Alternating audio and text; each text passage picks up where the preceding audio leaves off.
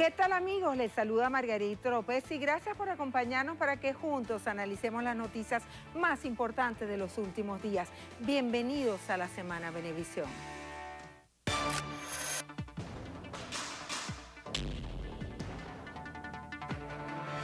Aquí nos están matando, nos está azotando la delincuencia y la alcaldía bien gracias. La intervención de la Policía Municipal de Latillo en primer grado o en primer escalón es precisamente una asistencia técnica que se le hace a la policía. Nuestro presupuesto, nuestro situado es de 20 millones, el presupuesto de la policía son 19. Escasamente nos alcanza para tener 180 funcionarios. La oportunidad de presentar al país el proyecto de ley de presupuesto y ley especial de endeudamiento anual para el ejercicio fiscal 2013.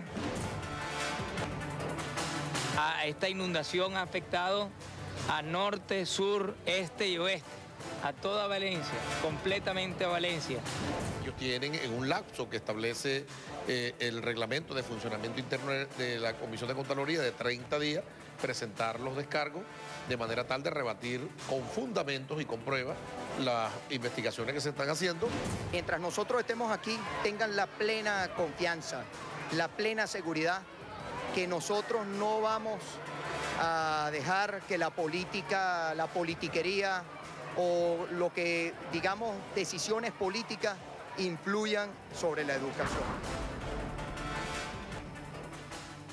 Para comentar los hechos más destacados de la semana me acompañan colegas periodistas.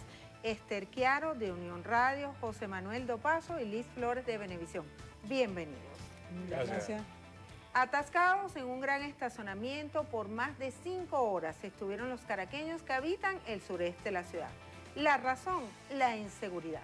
La protesta de taxistas comenzó en el Latillo y se extendió a otros municipios. La capital se convirtió en un verdadero caos.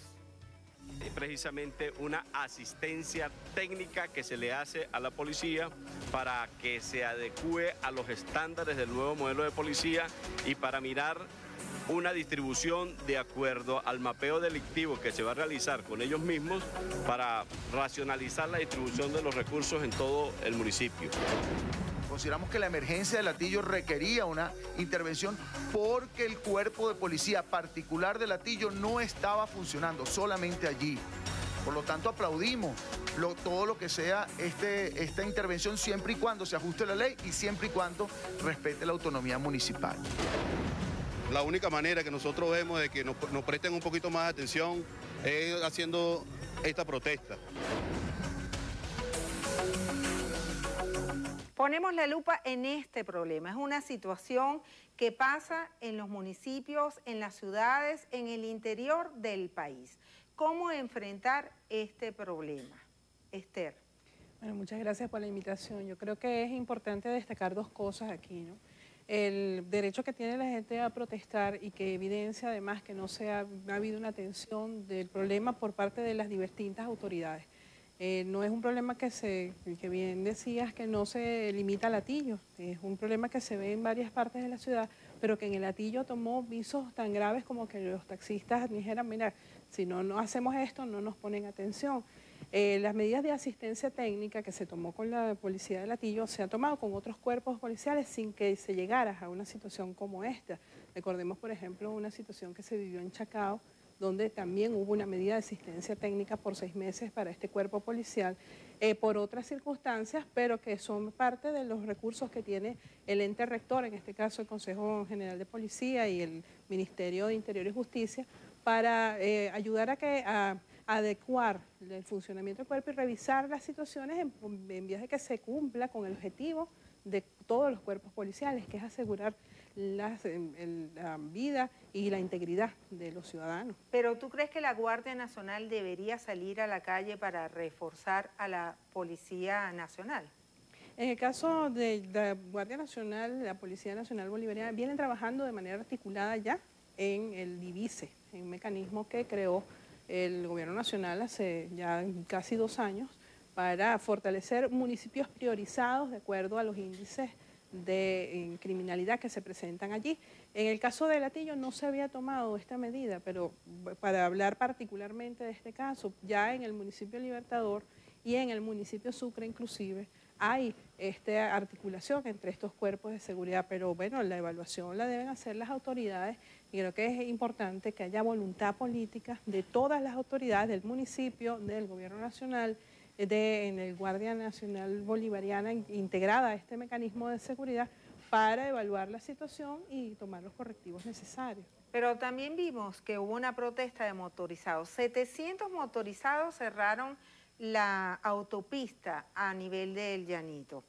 Hay una nueva autoridad en el INTT, Dante Rivas, que estuvo en Saime, su gestión fue exitosa. ¿Qué medidas puede tomar? ¿Tú crees que los motorizados deben ir por una vía especial, no deben ir por las autopistas? ¿Tú qué piensas, José Manuel? Bueno, Margarita, gracias por la invitación. Definitivamente el problema de los motorizados, y digo un problema porque se ha convertido realmente en un problema, ¿no? La cantidad de motorizados que puede existir en la ciudad capital. Como anécdota, te cuento rápidamente, hace un par de semanas yo venía desde Maiquetía, bien temprano en la mañana. Del momento en que agarro la autopista a la altura del Paraíso, no pude cambiar de canal hasta llegar a Plaza Venezuela. Estoy hablando de un recorrido de 8 o 10 kilómetros, debido a la cantidad de motorizados que había, ¿no? Eso nos refleja precisamente el volumen que hay, ¿no? Ahora, me parece que es sumamente urgente regularlo, es sumamente necesario establecer medidas para que el motorizado tenga la misma necesidad de cumplir las leyes como lo hace cualquier ciudadano que va en su carro, porque pareciera que para los motorizados las leyes no se aplican. Incluso a mí me da pena ajena, a veces estar en mi carro parado esperando mi semáforo, tener un fiscal o un policía o alguien enfrente y le pasan los motorizados por al lado tragándose la luz y que no puede ocurrir nada. ¿Tú crees que debe haber un BAO para los motorizados? Recordemos que los motorizados también son padres de familia, hay motorizados honestos que se ganan su vida y su sustento y de su familia en buena lid. Ciertamente, claro. Pero es un problema complicado debido al gran volumen y debido, yo creo que a la necesidad de crear nuevas vías, de crear vías alternas que permitan facilitar lo que es el tránsito en general. Y en otros países están censados también. Pero en todo caso hay que recordar que en nuestro país sí hay una regulación con respecto a la circulación por las vías rápidas que particularmente creo que se debe acatar. Hay que recordarla, ¿no? Sí, hay que recordar que hay una regulación, hay que aplicarla. Ahora, Liz, ¿qué hace falta? Mayor patrullaje, el problema de la inseguridad es educación. Tú como periodista, desde tu punto de vista, ¿qué recomendaciones podrías darle a los alcaldes, a los gobernadores, al Ejecutivo Nacional? Yo creo que debemos partir de la base que el problema de la inseguridad es de todos los venezolanos, no es de una persona en particular. Y por lo tanto, todos debemos participar. De hecho, el artículo 62 de la Constitución Nacional establece que los venezolanos tenemos derecho a la participación. ¿Qué propongo, qué sugiero ante la situación que afecta a todo el país? En principio, despolitizar el problema de la inseguridad. Debemos comenzar por allí. Que nadie se le lave las manos como Pilatos, porque todos los venezolanos tenemos de una u otra manera una responsabilidad. Con respecto al tema de la educación, lo que planteas es importante, porque yo digo, ¿cuál es el germen de la inseguridad? El germen de la inseguridad nace en los hogares venezolanos, cuando a los niños, a los jóvenes, no se les inculca valores de honestidad, valores de tolerancia. Yo digo que esto es indispensable, la Iglesia Católica debe involucrarse porque el aspecto religioso también es importante cuando se habla de inseguridad, porque ¿qué es el problema de inseguridad que estamos viviendo? Es una pérdida de valores. Entonces, todos los sectores que de una u otra manera tienen credibilidad y pueden atraer una mayor cantidad de personas, pueden hacer algo importante. ¿Qué puede hacer la Iglesia Católica? Por supuesto, intentar rescatar esos valores de honestidad, de tolerancia, y el mensaje religioso es básico para que aquellas ovejas que se han salido de su camino vuelvan a retomar el camino, que estén apegados a las normas, que estén apegados a lo que es la vida en sociedad. Entonces yo digo, desde ese punto de vista, el problema de la inseguridad es complejo, que va más allá también de lo que es el patrullaje. El patrullaje es importante, pero hay que atacar la raíz, y la raíz del problema de la inseguridad está en los hogares venezolanos, que tienen problemas y conflictos. Gracias. El ministro del Interior y Justicia anunció esta semana que bajó el índice de inseguridad en el área metropolitana. Veamos sus declaraciones. Es importante resaltar que el 2011 en el Distrito Capital las víctimas de homicidio se cerraron en 92 víctimas por 100.000 habitantes y hasta la fecha nosotros hemos registrado 62 víctimas por 100.000 habitantes. Eso es una reducción muy importante, de bajar hasta 29 víctimas de homicidio por 100.000 habitantes es un logro bien importante. Vamos a hacer una pausa. En año electoral, más plata para el área social. Nuestro Twitter, @lasemanabb. Gracias por sus comentarios. Ya regresamos.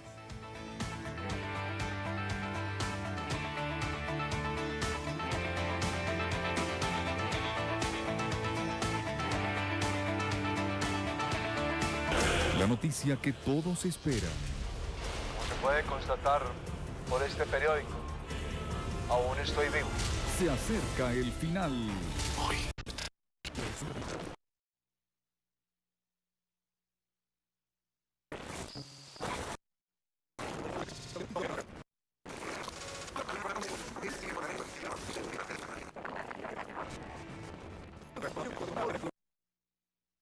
Televisión venezolana, Operativo Nacional Democracia 2012, elección gobernadores, por televisión.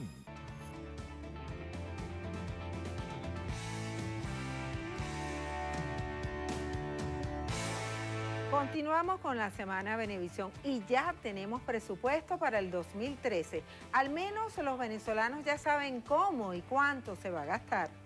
La política de este país es estimular la demanda, mejorando las condiciones de vida del venezolano a través, primero, la salud, la educación, ahora la vivienda y, por supuesto, ¿cuál es el primer motor de nuestra economía? Los hidrocarburos. ¿Cuál es el segundo motor de nuestra economía? La construcción. Eso nos lo dijo siempre el doctor Mazazabal. ¿Y cuál es el tercer motor de la economía? La industria. Y esos motores como que ya se prendieron y no se van a apagar. Y en general la economía va a continuar con el ritmo de expansión que empezó de la recuperación del año 2010. Las premisas de este presupuesto presentado por el Ejecutivo Nacional a la consideración de la Asamblea Nacional son 6% de crecimiento económico, un barril de petróleo calculado a $55, la inflación entre 14 y 16%. Liz, tú que cubres la fuente económica, ¿cómo ves este presupuesto? Sí, de verdad que esta semana fue bastante importante el tema del presupuesto. Hay dos ópticas distintas. Por una parte están los voceros gubernamentales que tienen una cantidad de indicadores que ellos consideran que son positivos, pero por el otro lado los economistas piensan que no es un presupuesto real.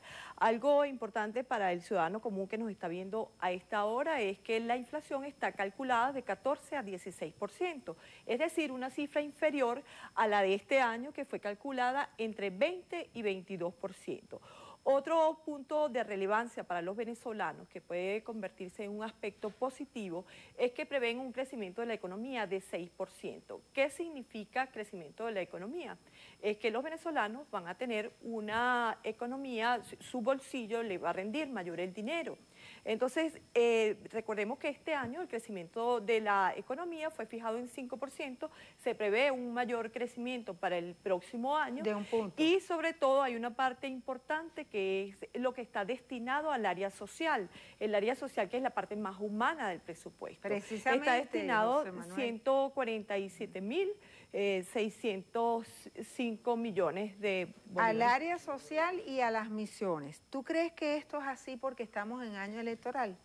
Mira, Margarita, yo pienso que independientemente sea año electoral o no sea año electoral, lo que se destina al presupuesto social está bien invertido. Porque actualmente en Venezuela existe mucha necesidad social, existe mucha necesidad humana, como lo calificaba Liz, existe la necesidad de invertir en ese sector, pero sin descuidar los otros sectores. Yo creo, en este presupuesto se aprobó un 8% para salud.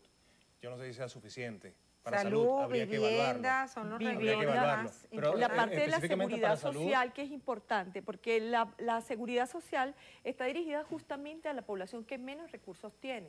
Si se destina mayor cantidad de dinero para el área de la seguridad social, incluyendo las pensiones y todo para las personas que tienen necesidades económicas, eso puede ayudar de alguna manera a estos sectores más desposeídos de la población. Claro, pero también se deben atender el resto de los aspectos que hacen vida en el país, porque por ejemplo, si yo invierto mucho en el área social, pero no invierto en infraestructura, me genera el caos y las protestas que han venido ocurriendo. Si no invierto en seguridad, es un ciclo, es una cadena. Entonces, si la premisa es, como se ha querido hacer ver, que porque estamos en año electoral, estamos en busca de votos, se quiere captar a un público en específico, se va a invertir solamente en el área social, creo que no debe ser la premisa. Sí, es importante destacar que para este año están previstos varios proyectos de inversión en diferentes ámbitos. Incluso está prevista una inversión para la creación de una segunda empresa siderúrgica.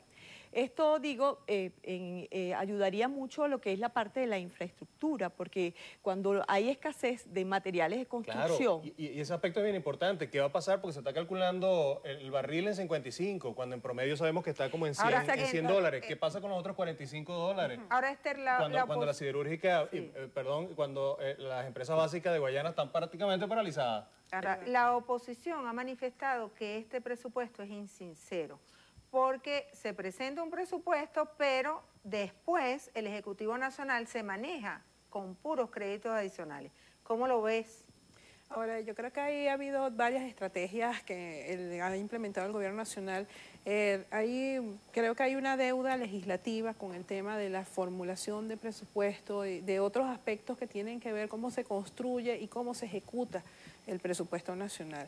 Pero ciertamente hay, digamos, dos estrategias que han permitido mejorar la inversión en algunos sectores, incluso en sectores con los que hay deudas importantes. El tema, por ejemplo, de gobernaciones y alcaldías. De este año solamente, bueno, no solamente se ha incrementado el situado de manera importante, sino que el excedente que se produce por ingresos petroleros se ha distribuido incluso antes de lo que prevé la ley, porque bueno, el que conoce la materia, la ley lo que prevé es que el excedente se distribuya después de haber ingresado, de haberse contabilizado, se distribuye, pero se han dado 5 anticipos a gobernaciones y alcaldías para cubrir deficiencias que se han venido generando y se han venido arrastrando.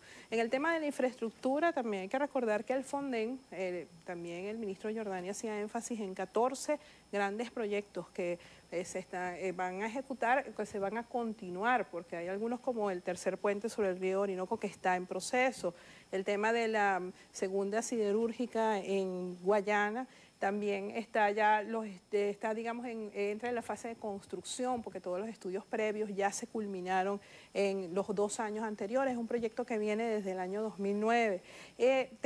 Tenemos también los fondos que se han constituido con China, con Irán, con Bielorrusia, en los cuales hay grandes proyectos de infraestructura. Quizás una de las áreas más importantes para el área de la inversión, que yo digo que está vinculada con el área social, que es la construcción de viviendas. Para este año se esperan construir 350.000 viviendas, ya se han entregado 260.000 viviendas, pero lo significativo de esto es que, como decía el doctor Massa Zavala, uno de los motores más importantes de la economía es justamente el sector de la construcción.